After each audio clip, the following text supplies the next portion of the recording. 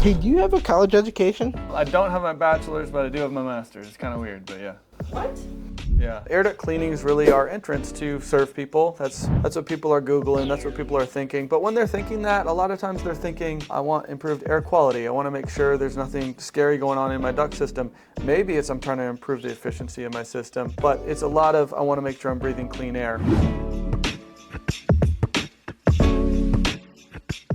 Hey, what's up, guys? My name is Ben Quann. I'm associate broker here in Virginia, and today I got my buddy Kyle on, who I met at American Family Fitness, our gym that we go to. Yeah. I see their trucks all over the place. Yeah. And I see their shirts when they're working out. So anyway, we struck up a conversation, and he services an area that are kind of hard to find anymore: dryer vents and air ducts. Yeah. And so we're gonna get into that a little bit today. So if you wanna tell us a little bit about yourself, your name, and all that kind of stuff. Thanks, Ben. Yeah, Kyle Newby, owner of the Dryer Vent Guys. We've been cleaning ductwork for almost 11 years now. Headquartered in Fredericksburg, and we've got technicians in Nova and Richmond and Charlottesville. But we're all about making vents clean, making them safe, making them efficient.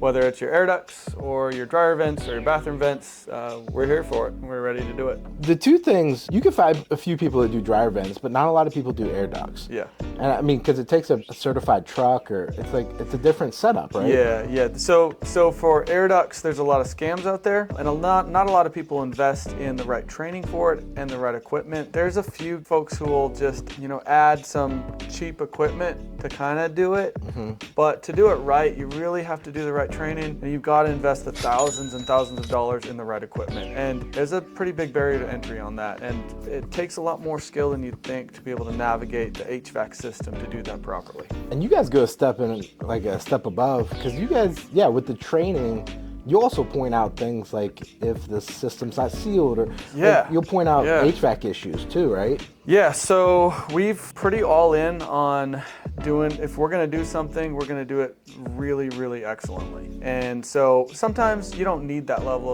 of service, you just need a quick cleaning, and we're all about that. But we really wanna bring excellence to the industry, and so we do some third-party reporting on your system. Like there's a third-party air quality monitor report that we do. 30 minutes, it generates a report of your actual property. What's the air quality really like for these 6 major metrics? And we can present that to you and say, this is looking great, this is looking great. Maybe you want to look at this. Would that be like a pet, like if you had pets or something like that? So there's the metrics. So there's some basic ones like temperature and carbon dioxide. Okay, yep. Carbon dioxide matters. That's actually something that really matters. Carbon monoxide, you hope that's always at a 0, but sometimes it's not. And then you've got things like VOCs. Particulate matter really makes a difference, and there's one other that I'm blanking on right now. Yeah. And then there's another report that checks basically the health of the HVAC system itself. How healthy is your HVAC system running? And so that combined with visual assessments and skilled technician, it provides a pretty knockout service. And that would even be for like efficiency costs with energy too? Yep. So our whole approach on the air duct side is air duct cleaning is really our entrance to serve people. That's what people are Googling, that's what people are thinking. But when they're thinking that, a lot of times they're thinking, I want improved air quality. I want to make sure there's nothing scary going on in my duct system. Maybe it's I'm trying to improve the efficiency of my system, but it's a lot of I want to make sure I'm breathing clean air. And so we kind of are taking a hybrid approach between indoor air quality and optimizing your HVAC system. And duct cleaning properly done affects both of those. And so it helps improve the air quality. It also helps improve the efficiency of your HVAC system, but there's also other things you can do. So it's really important to be a skilled technician. What about air purifiers? What's a good one? What's a bad one? What's the right approach for those? Yeah. What about duct leakage? So yes, we can seal your ducts and AeroSeal, all those things. So, but what's the right solution for this house? Because there's a lot of possible things that could go wrong, but like a doctor needs to diagnose what's actually wrong for you. Right. That's what we're there for. I saw like you guys were on the roof of a new construction. I didn't know they ran dryer vents to the roof. Dude, welcome to my life. And they had the wrong screen on it, and like it was just completely stopped. I mean, no air could have got through. Yeah. But talk about a fire hazard. Yeah. So like your bread and butter is dryer vents mostly, with like a side of the air ducts. Yeah. So historically, we've almost been in business 11 years now. Oh, wow. Yeah. Congratulations. Thanks, man. It's for half of that or more. It's just been been me solo doing it, and really love that because, you know, you want to be a good technician first and foremost. You want to be knowledgeable first and foremost, and you can lead by example that way. So dryer vents are our bread and butter historically, but then more recently we've added that air duct division, and really excited about the future for that. But yeah, we are on roofs, 32-foot ladders, 40-foot ladders, crawl spaces, attics. That's our daily thing, and it's a gnarly job. It's sometimes your heart pumps a little bit doing it, but it's really important. And a lot of houses, you know, a lot of 2-story houses, there's going to go out. Usually the vent's going to terminate above the second floor or through the attic into the roof. And 3rd-story townhouses, those almost always are going to have the laundry room on the 3rd floor going through the roof, and that takes a 40-foot ladder most times to get to it. And you have to get to the termination point to properly service the dryer vent. Yeah, I didn't think about that. There's always been a big push of getting your laundry to the living level, wherever you're sleeping. Yeah. And so, yeah, there's a lot of dryer vents way up there. Yeah. You guys have to... Yeah, we have to be OSHA certified, all this. So we have, like, for single family homes, we basically have to charge a roof or non-roof pricing, because if we don't have to get on the roof, it is a little bit easier. Now we might need a 32-foot ladder, we might not need a ladder, but generally that's a little bit easier for us to do.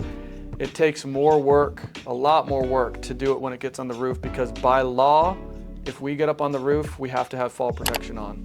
A lot of companies maybe aren't following that law, but it's the law. It's OSHA law, and it is enforced, and they have more inspectors out there to enforce that. And so not just because of the law, but because we care about the safety of our guys, you want to make sure in these sometimes dicey situations, you want to make sure you're going to get home at night. So we invest in that, and you don't want anyone falling on your property on your watch. So those situations take a little bit longer, cost a little bit more because of that, but it's important to do it right, and you have to get up there. Well, and I think with especially the economy that we're kind of coming out of, you saw a lot of people getting licensed or opening up business, and they weren't licensed, they weren't insured. And like when that all came unraveling on people, like it was an eye-opener. And it feels like with the economy kind of slowing down, that those people are working their way back out. The biggest thing, and with a real estate transaction, whoever I send out has to be licensed and insured. Because even like a home inspection, a lot of people are saying, well, yeah, my uncle can fix the deck or whatever. Well, after the transaction, you're still liable if you're trying to fix the deck yourself. Like say if a home inspection hits on the bolts aren't in or whatever, the treads are falling off, and you say, yeah, I'll fix it. Well, now you're liable because you're the one that lasted the work. Versus a contractor. If I send a contractor out, he's got insurance. It's on him. We paid to do the work by a licensed professional. So that's where I think, you know, you being licensed, insured, and everything else. There's a saying we go by, you touch it, you own it. You know? Absolutely. And you've got to be skilled for what you're doing, and you also have to cover for what you're doing with all the insurances, the general liability, the umbrella, the commercial auto, the everything. Hey, do you have a college education? I don't have my bachelor's, but I do have my master's. It's kind of weird, but yeah. What?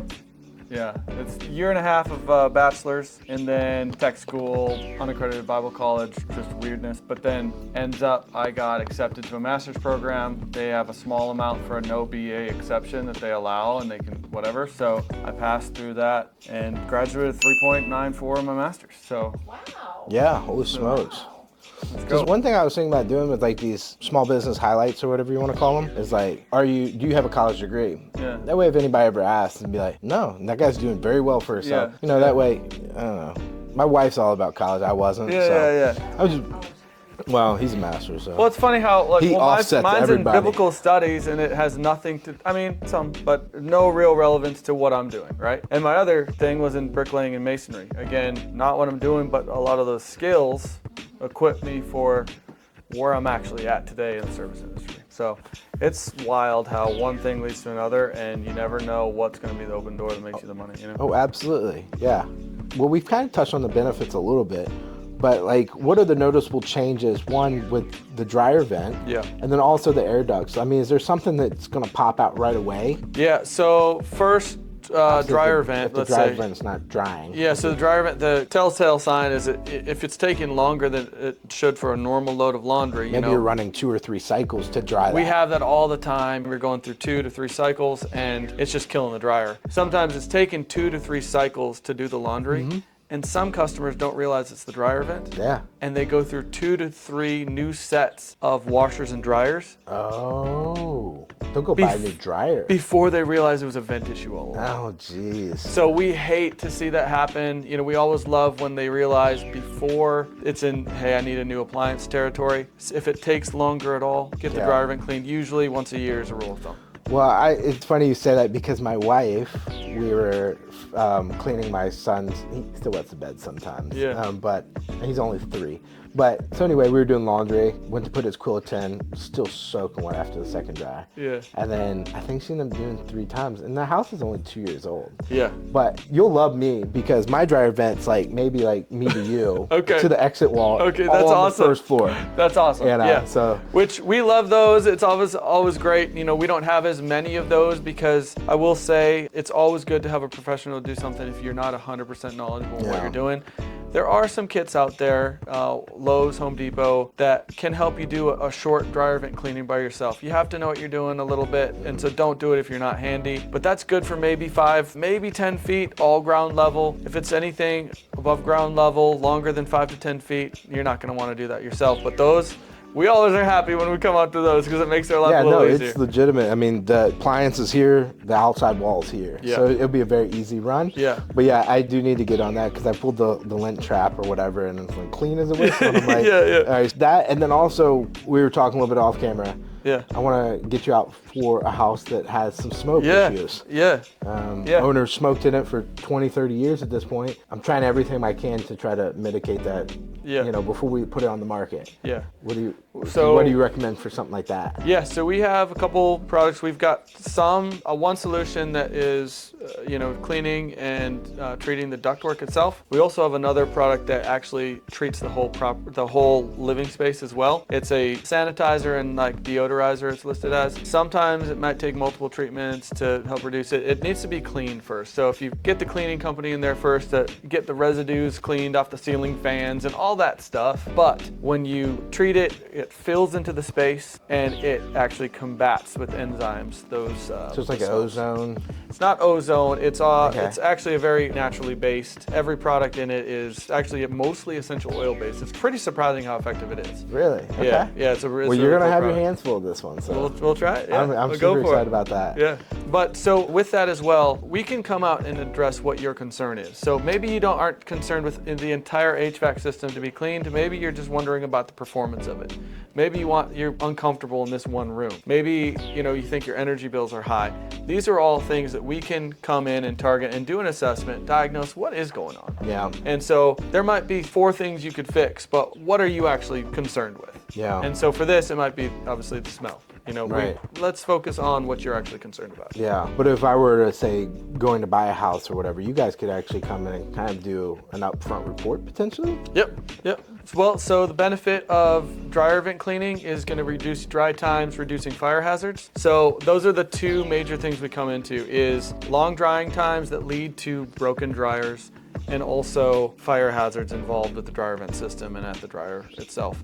So we're there to address those things, mitigate those problems. And then on the air duct side, it's about creating clean air, comfortable environment, energy efficient HVAC system. It's your top energy bill usually, Absolutely. So you want to make sure you're not wasting money. So if anybody watching, how can they reach out to you, schedule an appointment to have you come out? Yeah. That kind of stuff. Yep. So you can find us all over online. Come to AmFam. You'll see them personally. Come to AmFam, 8:15 a.m. I'll be there.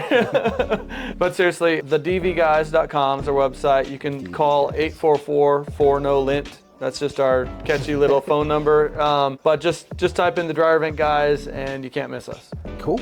So yeah, guys, I'll also put a link in the description for their website, everything like that. Thank you so much for coming out. Yeah, and this guy, as you already know, class act.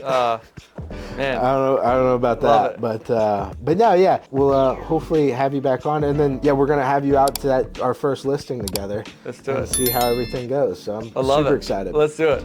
All right, guys. See you on the next one. See ya.